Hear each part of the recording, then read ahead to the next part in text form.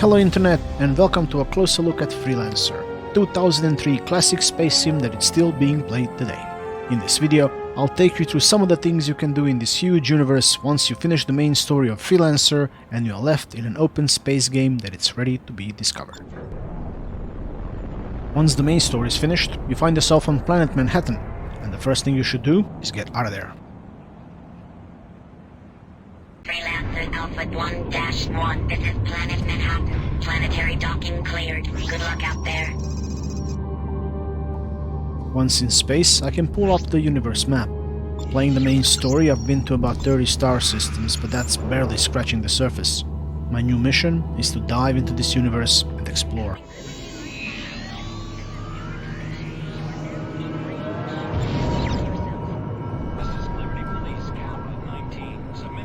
Exploring is a dangerous business, and I'll need a ship that won't explode the moment I run into trouble. That means money, lots of it. I estimate I'll need about 1 million credits to get me going. That way, I can focus on the fun part, not grinding for cash once things get interesting. I had plenty of fights with my trusted Anubis. It was the best ship that the main campaign had to offer, but in the post-campaign world, it's just too weak. From now on, the opponents are gonna get tougher, universe unforgiving, and upgrades are expensive, and so are very heavy fighters. Plus, there's a player level requirement to buy them. In Freelancer, you level up by raising your worth. The quickest way to make money is trading. For a while, I'll be a freelance trader. Is granted. Proceed to land.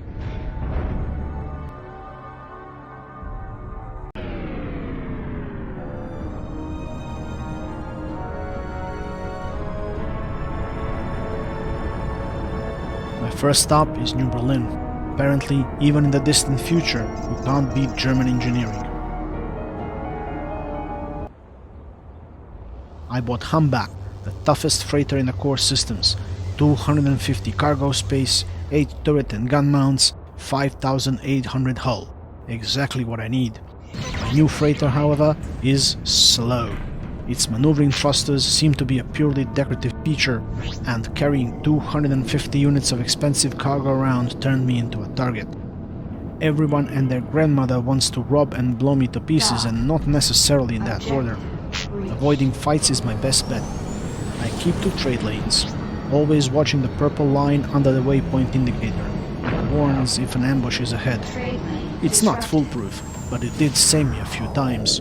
When I did get ambushed, running was better than fighting. Boosting on and off while zigzagging is an effective tactic and kept me alive, even when desperately outmatched.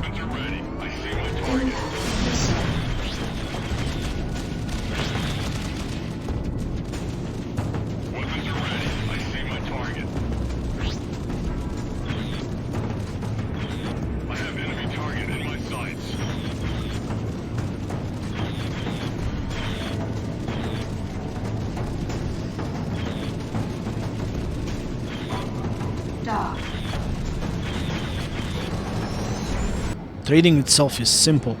Buy low, sell high. Prices are fixed in Freelancer, so once you find a good route, it's a gold mine. I took full advantage of this.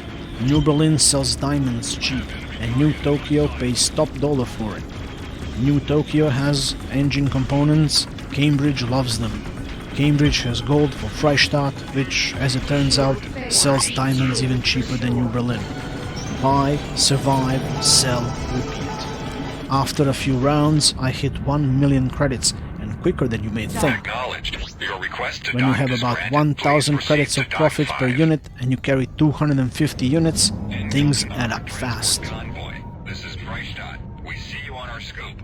Transmit your ID code and designation. This is Talman Point 5. A couple of rounds around the map later, I'm back in Freistadt and I finally bought the Hammerhead. This is a serious, very heavy fighter. It's a bounty hunter guild ship, so as long as I didn't upset them post-campaign, I could buy it hassle-free. Freelancer Alpha 1-1. This is Freistadt. Everything's go for launch. Good journey. Now the real exploration begins. With a stronger ship, I can handle tougher enemies and find secret jump holes to dangerous outer rim systems.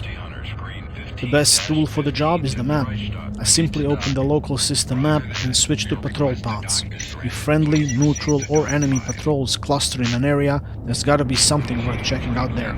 So I go and take a look.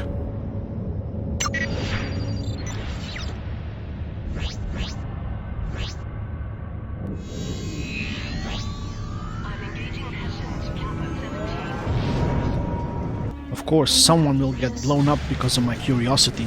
After being a target in a freighter, I'm itching for a good fight.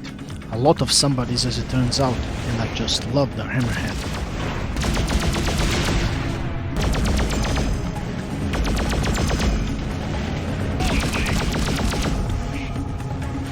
Some places will have bases I've never seen before. Some have gas miners I can land on, and sometimes there would be a genuine, bona fide jump hole leading to somewhere wild, unknown and uncivilized. Expect trouble when you arrive. It's basically a rule. The locals will be camping next to your jump.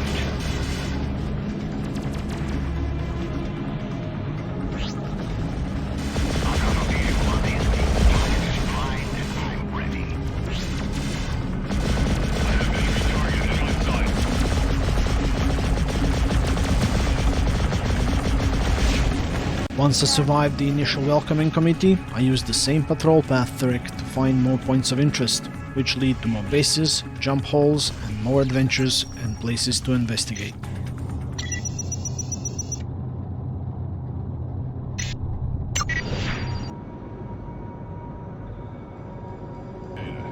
Understood. Your request to dock is granted. Proceed to dock 3. I land on every neutral and friendly base I come across in these fringe systems. It's not just for repairs and upgrades.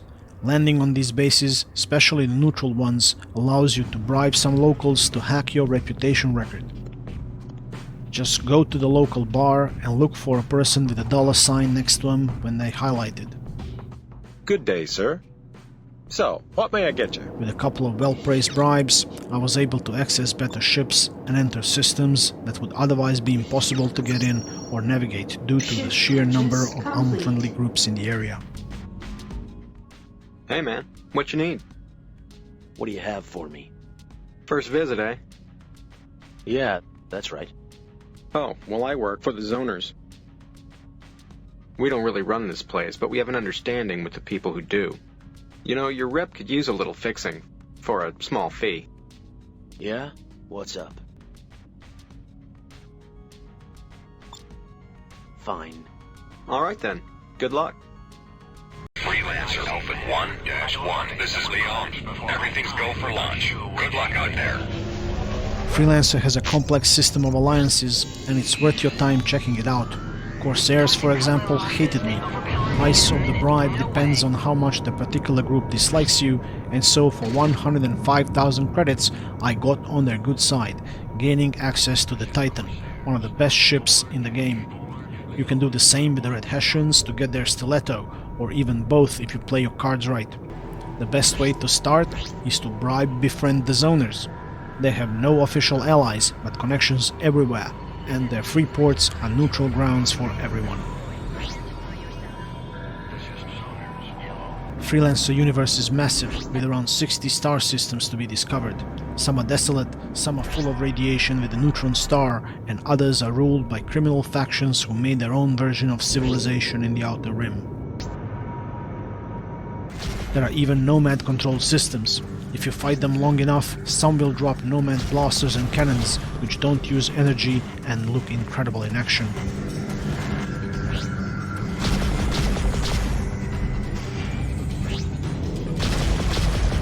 Even in 2025, Freelancer, a classic 2003 game, still holds up. It's considered abandonware, and if you have 1 GB of space, even an old laptop will run it. There is a link in the video description if you want to experience it yourself, and if you do, you won't be alone. This void is anything but empty. Freelancer still has a passionate following. Some fans have even created expansions with new systems, better graphics, and multiplayer servers. Check out Freelancer Discovery online if you want to see just how far this game has come.